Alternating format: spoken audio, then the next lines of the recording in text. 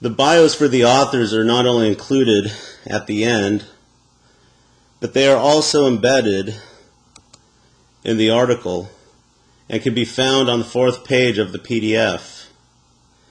You will see how Lukianoff is a lawyer who specializes in free speech on college campuses, whereas Haidt is a social psychologist.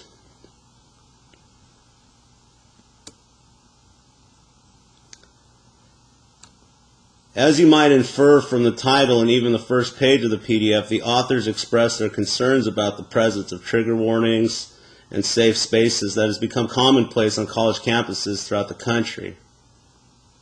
While the authors may use such terms as trigger warnings, microaggression, safe space that may not be familiar to some readers, they do provide brief explanations along with examples of what those terms mean.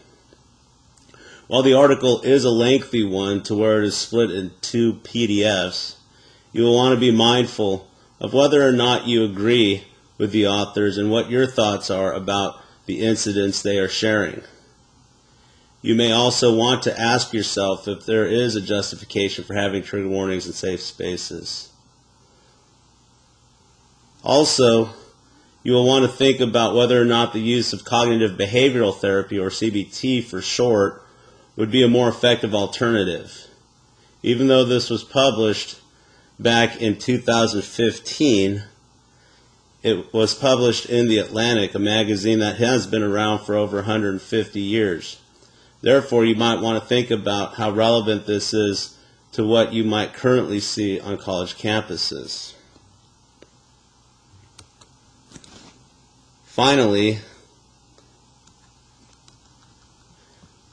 the authors include a list of cognitive distortions at the end of the second PDF, which may be helpful to some of the terminology that they use.